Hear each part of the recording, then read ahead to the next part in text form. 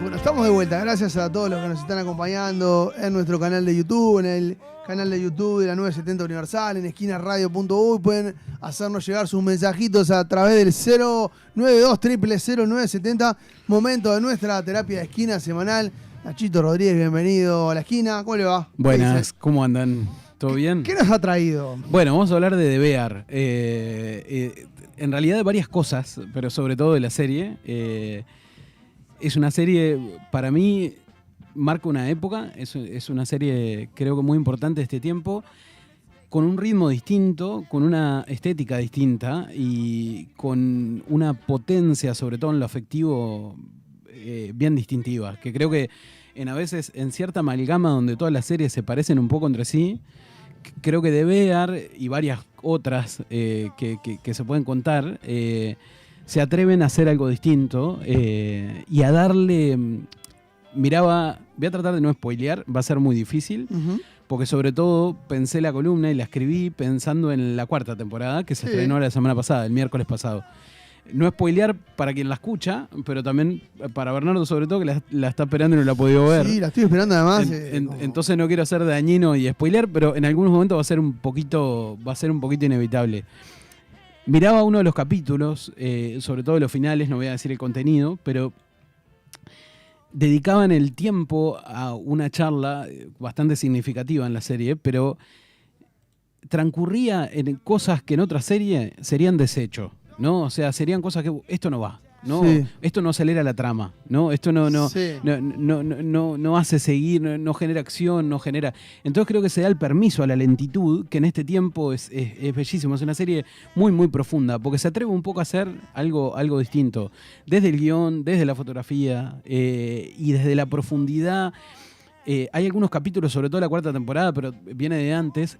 Hay uno filmado casi exclusivamente en primerísimo primer plano. Ajá. O sea, ves solo el detalle de la cara, ni siquiera la cara, sino el detalle de la cara. O sea, no es un primer plano, sino un primerísimo primer plano, y casi todo el capítulo está filmado así.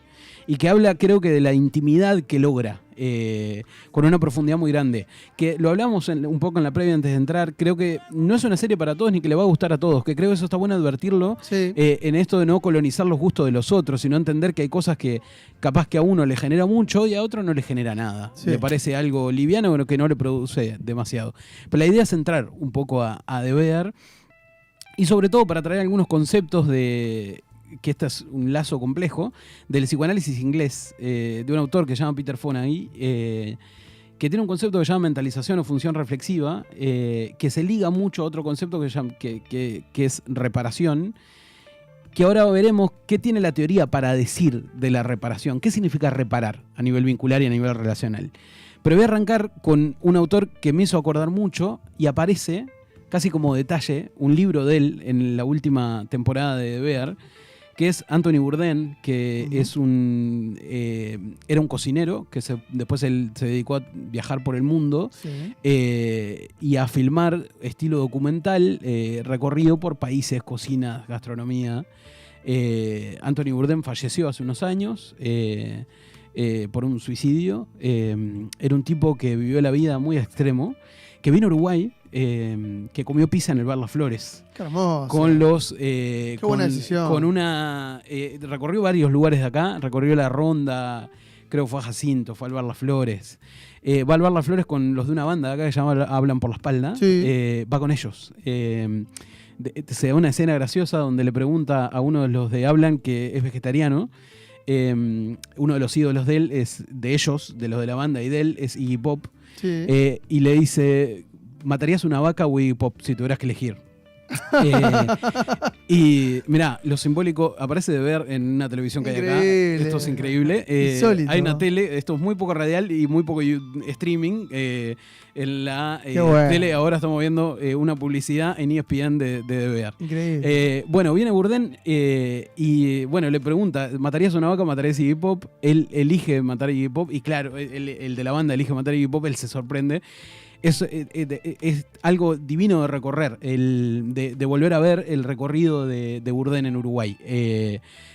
Va al candombe, tiene una forma de narrar los lugares que es hermosa y que el pasaje de él por Uruguay creo que nos trae mucho de algo de la cultura montevideana como él la logró ver, ¿no? Se sorprendía por la pizza cuadrada, es un personaje enigmático, Bourdain, y un tipo muy potente. Escribió varios libros, uno aparece en el que era el cuarto de Carmy, de De Beer, en una mesa de luz, que se llama Kitchen Confidentials, el libro, y en De Beer aparece, él lo mira al libro. Y me acordé de cosas que decía Bourdain en relación a la cocina, ¿no? Él dice, la comida es una extensión del sentimiento nacionalista, es el sentimiento étnico, es tu historia personal, es tu provincia, tu región, tu tribu, tu abuela. Es inseparable de eso desde el principio, decía él. Y para hablar un poco, entrar a algo de lo que implica laburar en un restaurante y lo que es el mundo complejo de la gastronomía, él decía, puedes saber siempre cuando una persona ha trabajado en un restaurante. Dice Bourdain que había trabajado, dice, hay una empatía que solo puede cultivar aquellos que han estado entre una boca hambrienta y una chuleta de cerdo de $28. Dice, una comprensión especial de la forma en que un grupo de inadaptados variopintos puede ser una familia, ¿no? Esto lo escribe obviamente antes de ver De Beer, él no llega a ver De Beer, pero habla de eso, que creo que hay algo de la riqueza, desconociendo el mundo de la gastronomía de mi parte, pero creo que De Beer tiene algo sincero con respecto a eso. Salió una nota en El País de Madrid sobre esa forma de narrar no solo la intimidad de lo familiar y todo lo que transcurre, sino la sinceridad con la que narra el adentro de lo gastronómico. Sí. El sufrir del adentro, el placer de lo adentro. El ¿no? caos. El caos. Mirá, ahí yo tengo amigos que... Le mando un beso grande al Chopo, que tuvo varios locales gastronómicos. Y una de las charlas que teníamos con él siempre era sobre esta serie, porque se sentía muy identificado con el quilombo que hay adentro de una cocina. Uno va, se sienta a comer, pide una pizza en el Bar Las Flores y se desentiende de lo que pasa adentro. Pero realmente... Con un diálogo se pierde, claro. Claro, me parece que logran darle esa mirada bien realista a lo que pasa dentro de una cocina de un restaurante o de una cantina, y es un verdadero quilombo. Y me parece que esto que vos decías de los vínculos, de los mano a mano, que son tan profundos y que logran capturar tanto tu atención, yo logré entender a partir de la segunda o tercera temporada cómo ellos saben, los realizadores de la serie, bajarte del quilombo, del griterío y del caos, llevarte al momento de silencio, de un mano a mano, y capturar todos tus sentidos para que vos estés así como un niño recién nacido, mirando ese mano a mano de él con la hermana, con la madre, con un compañero con el que se están pidiendo perdón, y te llevan a diálogos sencillos, pero bien profundos, y donde el ruido se apagó. Entonces realmente hay momentos donde decís, no. Mirá lo que me hicieron. En la cuarta te vas a acordar de eso. La idea de hoy, para no spoilear tanto, es que sea una invitación a ver De Beer, a llegar a la cuarta temporada de De Beer, porque es difícil pasar la primera, el dolor que produce la primera, para llegar a lo último que lo vale. Lo último, no sé ni siquiera si cierra definitivamente, esa duda queda abierta, pero llegar por lo menos a esa temporada final. Bourdain dice, si soy un defensor de algo, es de moverse, decía este cocinero. Tan lejos como puedas, tanto como puedas. Al otro lado del océano, simplemente al otro lado del río. En la medida que puedas caminar en los zapatos de otra persona, o al menos comer su comida, es una ventaja para todos, decía él. Y algo de eso tiene que ver con este concepto de función reflexiva o mentalización, que voy a tratar de explicarlo de la manera más sencilla posible. Me parece un concepto divino y muy atinado del psicoanálisis contemporáneo, que dialoga con las neurociencias, dialoga con otras cosas. Que la función reflexiva, la mentalización, es la capacidad de entender el comportamiento propio y ajeno en términos de estados mentales, de pensamientos, sentimientos, deseos, creencias e intenciones. Es una habilidad esencial para la regulación emocional y las relaciones interpersonales. Peter Fonagy, uno de los autores que crea este concepto, postuló que esta capacidad se desarrolla en la infancia a través de interacciones con cuidadores que son capaces de espejar, él decía mirroring, como algo de un espejo, y procesar las emociones del niño de una manera segura y marcada. ¿Qué significa esto de mentalización o función reflexiva?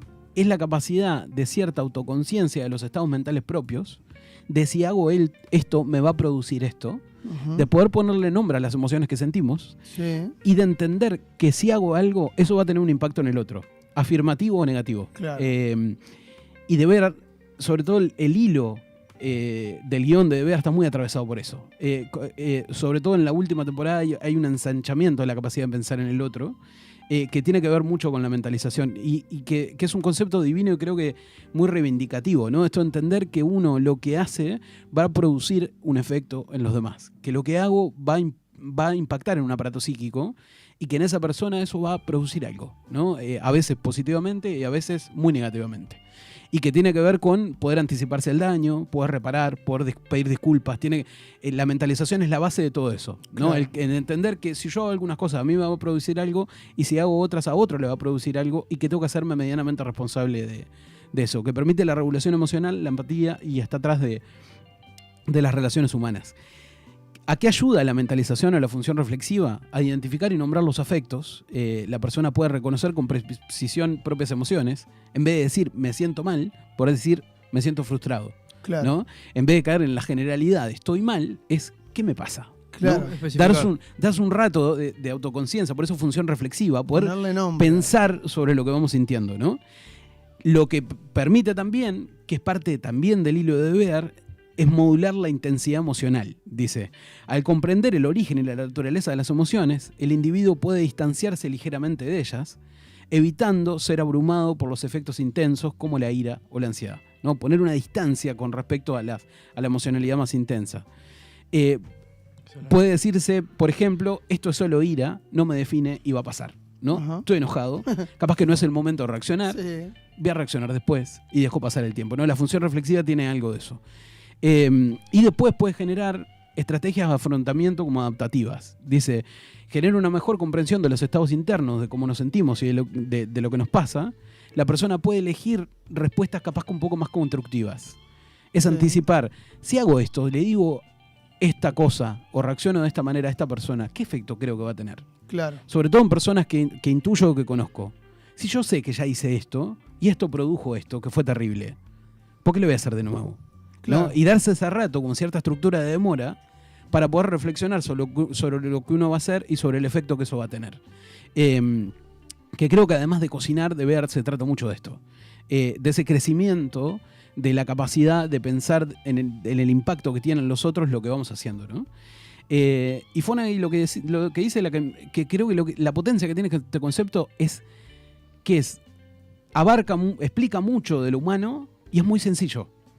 No es tan difícil como Claro. lo complejo de la teoría psicoanalítica explicarlo. No, es bastante sencillo decirlo. Él dice, es permitir que el individuo pensar sobre el pensamiento y sentir sobre el sentir. Que tenga como una reflexión en segundo plano que le va haciendo pensar lo que va haciendo. Claro. Es eso. Después sí, tiene la complejidad, hay libros y está lo profundo de la teoría, pero es como sencillo de compartir y que creo que aclara mucho a veces la vivencia como de los vínculos. Y que algo que dice él en esto del espejar es que la función reflexiva generalmente viene de los otros. Hay un ambiente facilitador que provee como un sostén empático que nos va permitiendo entender cómo nos sentimos y el efecto que tiene lo que hacemos sobre el otro, ¿no? Hay algo de esa vivencia que ahí de Bear tiene mucho de eso y lo muestra con una crudeza terrible. El efecto de la deprivación, de la carencia de cuidado y de cierta compañía afectiva, ¿no? Aparecen figuras, ¿no? De Bear tiene, esto aparece en las primeras temporadas, ¿no? Pero el suicidio del hermano, el suicidio de Mikey, ¿no? O sea, hay un dolor muy profundo, un dolor que permanece vigente en ellos, casi que eternamente por la serie, en un duelo imposible de ser realizado. Un duelo que queda ahí abierto, que se elabora de la manera que se puede, de una madre con un dolor vivo, un alcoholismo, un dolor que viene antes de la muerte de Mikey, que un dolor que invade imaginamos la crianza, ¿no? En una madre que seguramente parece, en ese mirroring, en ese espejar, puede haber habido algunas deficiencias, ¿no? Puede haber habido algunas dificultades. Un padre también ausente de hace mucho tiempo, ¿no? Entonces, eso va armando como esa dificultad, esa función reflexiva, ¿no? Donde el mundo emocional no es tan accesible, no se puede pensar tanto sobre eso, no se encuentra palabras o formas de decir sobre lo que nos pasa y se puede anticipar poco sobre qué efecto va a tener sobre el otro lo que voy a hacer, ¿no? Claro. Ahí Kohut, un autor psicoanalista, él dice, un hombre no puede sobrevivir psicológicamente en un medio psicológico que no le responde empáticamente, como no puede sobrevivir físicamente en una atmósfera que no contiene oxígeno. Dice, hay algo del sostén empático del otro, de esas figuras primarias de cuidado, que es fundamental, ¿no? Y si no está, va a generar unos efectos. Nunca la crianza es perfecta. Winnicott, un autor que amo, él decía que debería ser suficientemente buena, ¿no? O sea, nunca se aspira a que haya una perfección, pero sí que haya una intención de que algo sea suficientemente bueno, ¿no? Y yo creo que de ver, además de cocinar, de amar y de llorar, se trata sobre esto, se trata mucho sobre esto, sobre el efecto de los lazos familiares, del efecto de lo traumático, el efecto de los consumos, el efecto de los duelos descarnados, ¿no? Y creo que la cuarta temporada permite contactar, por eso es una recomendación, a arrancar para quien no le haya arrancado y a llegar a la cuarta para quien no haya llegado, porque algo de lo que pasa en la última temporada hasta ahora le da sentido a algo de lo anterior.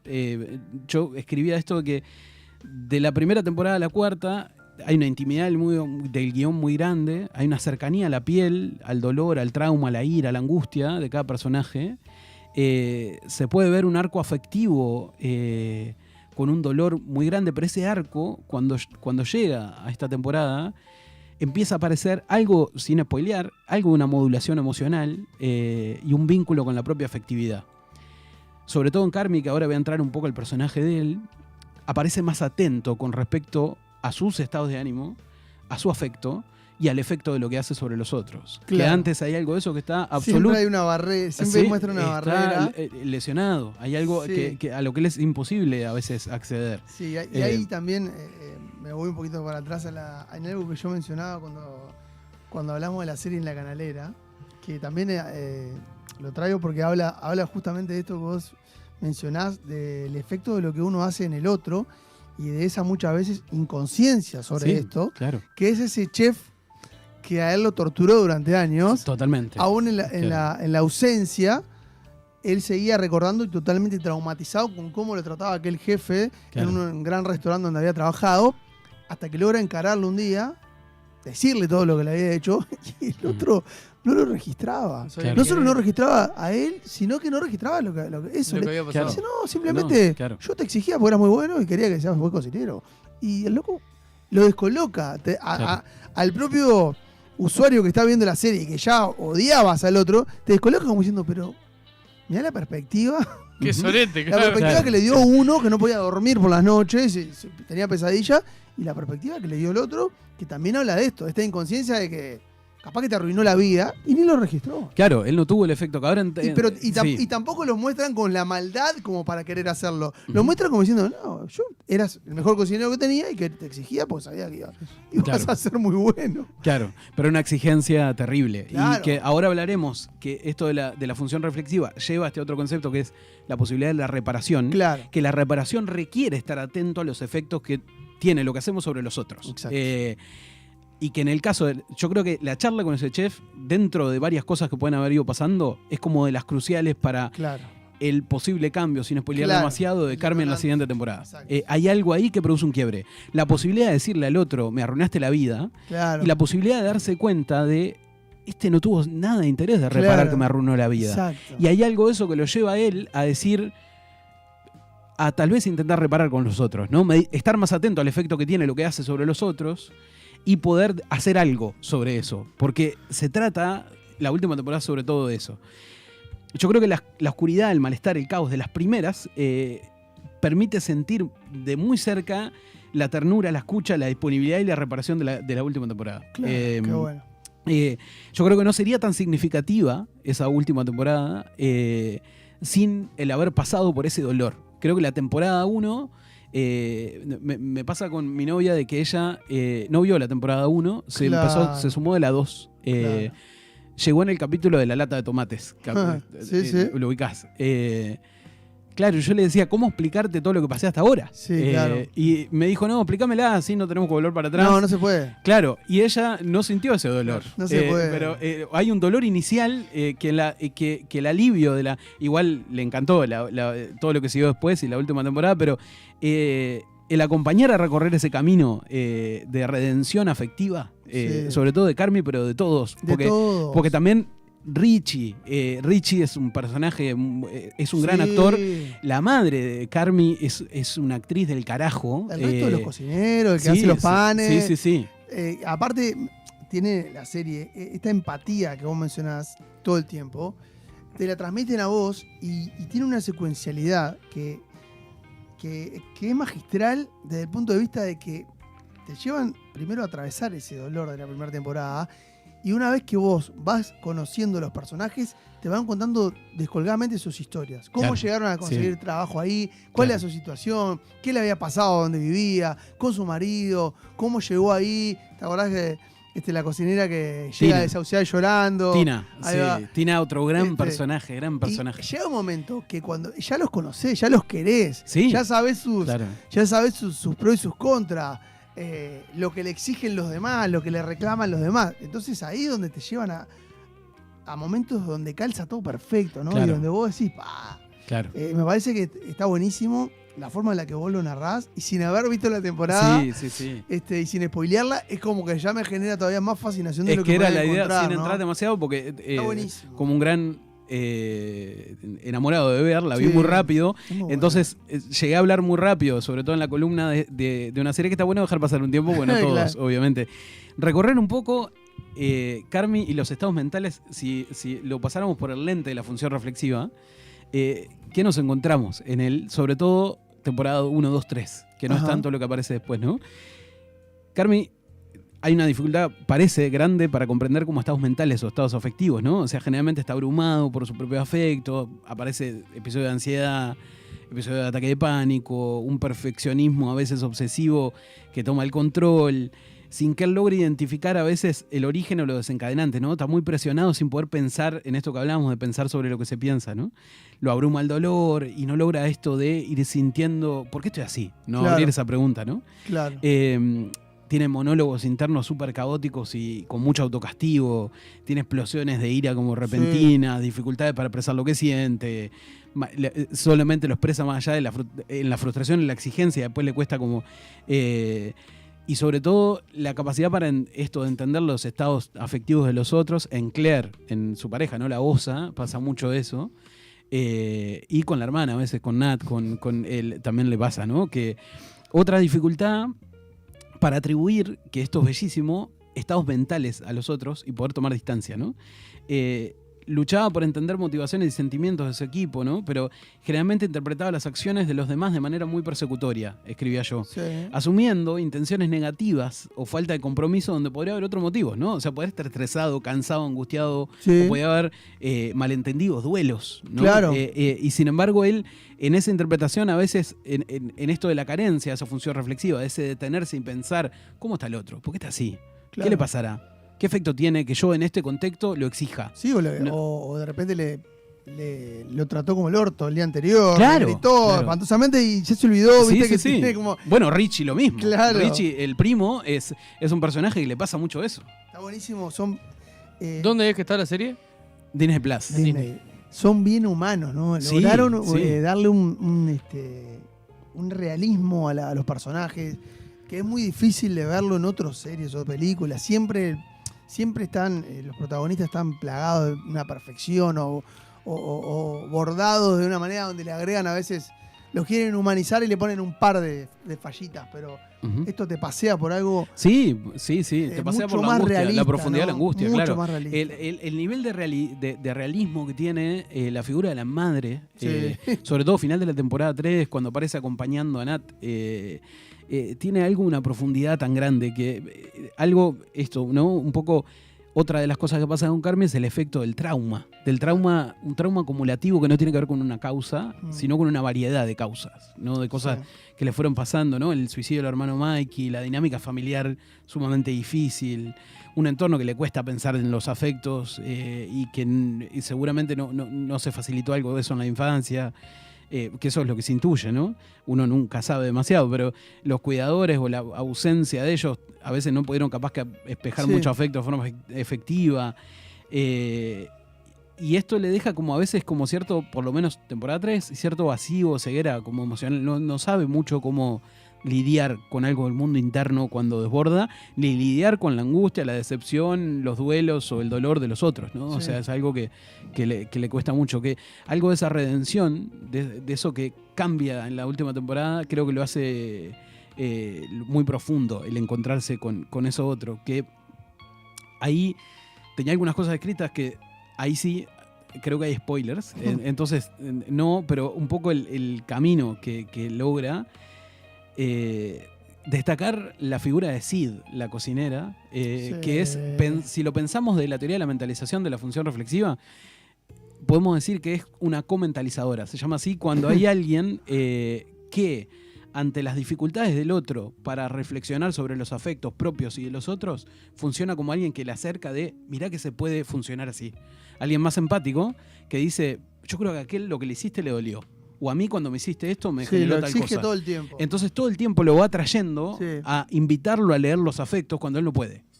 ¿No? Y creo que por eso hay acontecimientos que lo van marcando, ¿no? O sea, la charla con ese chef.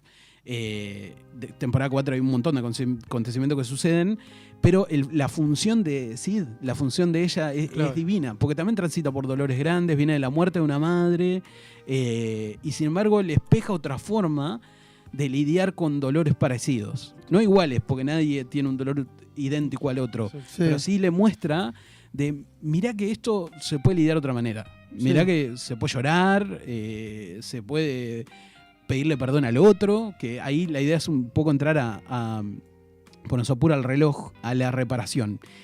La cuarta temporada, yo buscaba la definición, que esto me parece increíble, si buscas la función de restauración, porque el primer cocinero que habla mucho de restauración como poner un restaurante. Dije, mira, nunca leo en Kitchen Confidentials, él habla mucho, y busqué en el diccionario, y restauración significa actividad de quien tiene o explota un restaurante. Que es una definición de la RAE, ¿no? Wow. Pero también significa acción y efecto de restaurar. Claro. Deber habla de las dos. Increíble. Y tiene la habilidad para hablar de las dos. Claro. Porque la última temporada, tiene mucho del reparar. Después del dolor de lo roto, hacer algo con eso. Y creo que el concepto de reparación es un concepto bastante clásico del psicoanálisis, viene de un área como inglesa del psicoanálisis. ¿Qué significa? La reparación es como, Melanie Klein lo decía, que era una de las autoras que lo trabajaba, es el impulso psíquico por restaurar, proteger y compensar el daño infligido en el objeto amado, del cual el sujeto depende y que quiere preservar, ¿no? Es la capacidad de restaurar, misma palabra que restauración, proteger y compensar el daño infligido en el objeto amado. ¿Y solo es amado? Sí, ella lo decía en el objeto amado, pero puede ser en el objeto amado en el sentido, capaz que podíamos decir significativo en vez de amado, ¿no? O sea, una persona que tiene la capacidad para decir, vos sabés que me equivoqué. Claro. Y no huir después de dañar, ¿no? No huir ni silenciarse, sino decir, vos sabés que yo creo que hay un reflejo humano de huir cuando uno lastima. Esa cosa de que te atropello por la calle y el primer reflejo es rajar. Hay un reflejo por el que a veces me parece que cuesta permanecer, quedarse ahí. Claro. Porque después, y bancarse. Porque sí, que tiene que ver con... Hay que encontrarse con eso. Claro. La primera sensación. Hay que encontrarse con el enojo del otro, con el daño que vos... Es el espejo del daño que hiciste. Sí, totalmente. Remar todo eso. Claro. Y me parece que también... Sí, que es como no afrontar, ¿no? Sí. Como la primera sensación. Rasco, es tipo, yo no fui. Claro. En lugar de acelerar ahí tengo el auto, me enojo yo también. Disparo de la situación. Claro, que ahí Winnicott, este autor inglés también, que de años 70-80, él decía que reparar, la capacidad de reparar es de los pasos más importantes del desarrollo humano. Claro. Eso es divino porque él, hasta incluso cuando le preguntan las definiciones de salud mental, él entiende lo reparatorio como clave. Claro. Él dice, hay un ser humano sano cuando es capaz de hacerse responsable de las faltas cometidas. Claro. Que generalmente no tendemos a pensar en eso. En realidad es un reproceso. Es claro, la posibilidad de decir, Primero asumir. me equivoqué, te lastimé. Primero asumir Y me asumir- hago cargo de esto. Exacto. Que eso tiene un camino una, larguísimo. tiene una dimensión tan importante en la convivencia, en el vínculo con otros, que tiene que ver con esto del mentalizar que hablamos hoy, ¿no? De poder estar atento de, creo que le hice esto al otro, Claro. ¿no? O sea, porque a veces lo que puede haber, que en la teoría se llama como defensas maníacas, es, me enojo, no, esto yo no lo hice, Exageraste. yo no- Y ni que hablar llevaba un tiempo y un espacio también, ¿no? Totalmente. O sea, porque O- vos claro. tenés un tiempo de hacer una charla en lo Sí, que sí. fuera y en ese momento lastimaste y tenés que tener esa Exacto. capacidad de... Sí. O difícil. simplificarlo en que como no tuviste intención, Claro. te lo inventaste. Yo Claro. no tuve, yo no quise. Lastimarte. Bueno, capaz que no quisiste, pero lo hiciste igual. Claro, que eso no implica hacerse cargo de todo, pero Claro. sí tampoco caer en esto del hacerse cargo de absolutamente nada. Claro. Que creo que la última Un temporada equilibrio. es un elogio a la reparación, como un acto fundamental, que a veces creo que en la vida contemporánea es como bien importante insistir Sí. en la posibilidad de reparar, ¿no? O sea, hacerse responsable del efecto que tienen en los demás las cosas que hacemos. Y sobre todo cuando reconocemos que el efecto fue negativo y que requiere una reparación. Lo importante de este autor, Peter Fonagy, él dice, la capacidad de reparar tanto el daño infligido a otros como el daño experimentado a uno mismo, dice repararse uno mismo, es una consecuencia directa de la función reflexiva bien desarrollada, ¿no? Alguien que puede reflexionar mejor sobre su afecto y el efecto que tienen los otros, y que tiene dos cosas bien importantes: reconocer el impacto de las propias acciones, ¿no? Incluido las agresivas o hirientes, que ahí en Carmy y en Richie hay mucho jugo en la última temporada en eso, de reconocer esto de que los actos agresivos dañan Claro. y que el otro sufre. Claro. Y que después de eso debería venir una disculpa. La agresividad está plagada en la primera temporada, sobre todo en Richie, en Carmy, hay un desborde, el enojo muy grande, hay líos muy profundos, sin que venga después ningún atisbo de disculpa, Exacto. ¿no? O sea, Exacto. va a llegar, pero no en ese tiempo, ¿no? En ese tiempo hay algo, un daño que se perpetúa sin que nadie pida demasiadas disculpas por eso. Y que otra cosa que ayuda es a regular el efecto, ¿no? Yo ponía que la reparación, en el sentido de enmendar o restablecer, requiere una regulación como afectiva adecuada. Si la culpa o la ira son abrumadoras, la capacidad de llevar a cabo acciones reparadoras se ve como más comprometida, ¿no? O sea, generalmente reparar requiere un control de la ira, poder anticiparse a los efectos que eso va a tener sobre el otro, y después que pasa algo que uno entiende que generó un fallo, que generó un daño, poder estar atento a restaurar, ¿no? Que creo que en eso, esta última temporada creo que viene a decir y a insistir con algo que me parece eso, muy contemporáneo y necesario de repetirlo. Entender la reparación como algo clave de la convivencia humana. El hacerse cargo de los errores propios es algo fundamental. Tengo un amigo arquitecto que él me dice que, no me acuerdo de dónde, esto es más anécdota, charlando día a día, él me decía que en un país, después le voy a preguntar, él decía que entienden que es como algo, un desarrollo humano grande e importante, el hacerse cargo de los propios residuos, que tiene que ver un poco con esto, ¿no? Que entienden que una sociedad es evolucionada cívicamente cuando se hace cargo bien de los desechos que deja. Y que tiene que ver con esto, ¿no? Con reconocer las cosas que vamos haciendo mal y poder es lo reparar mismo. algo. Sí. Pará, Es lo porque mismo. de la reparación que hablás y la restauración, ¿es para uno, para el vínculo o para los dos? Y para los dos. Para los dos. Sí. Sí, Bien. porque la reparación es hacia vos. Porque Claro, pero o sea, ahí hay una dificultad más que es la otra persona también, ¿no? Que esté también preparada bueno, lo que o- pasa es que en la o- reparación puede haber. o dispuesta a dejar reparar. ¿entendés lo que Claro, voy? es que la persona puede decir, bueno, no me valen las disculpas Claro. y no son suficientes. y el daño que me hiciste es irreparable. Es para siempre. Pero la oferta de la disculpa igual Claro, estuvo debería presente. poder estar. Claro. Claro, más allá de que La no siempre, intención. no siempre No, es lógico. suficiente. Pero esto que decíamos, que tiene como un montón de pasos previos, también se le suma ese, ¿no? La Sí, predisposición claro. de la otra persona también. Sí, sí, sí, que ya sí. deja de depender de uno. Totalmente, totalmente. Pero lo peor es no intentarlo. No, que ni creo hablar. que en la temporada 4 aparece algo de eso, ¿no? Y creo que eso, recomendar mucho de ver, llegar a la temporada 4, pues genera cierta sonrisa que no la generaba en las otras temporadas porque uno sufre bastante. Y algo de alivio y se siente como mucho amor por los personajes, son muy humanos. Sí. Entonces, cuando fallan, duele y cuando las cosas le salen bien, hay una alegría. Casi me pasó con Tina, con la cocinera que vos decías. Hay algo que tiene que hacer en la temporada 4 que después de tiempo le sale. Y es como si le hubiera salido a mi abuela. Hay algo de esa intimidad que genera que es como, qué bien. Y te genera algo de eso. Logra generar ese flujo empático que está muy presente. Y aparte ahora que ya está la 4, para el que no la vio, las ve toda de corrida. Claro. Bueno, el que vio hasta sí, la 3, sí, tengo que sí, esperar sí. con ese dolor, con ese Sí, esperando. Claro.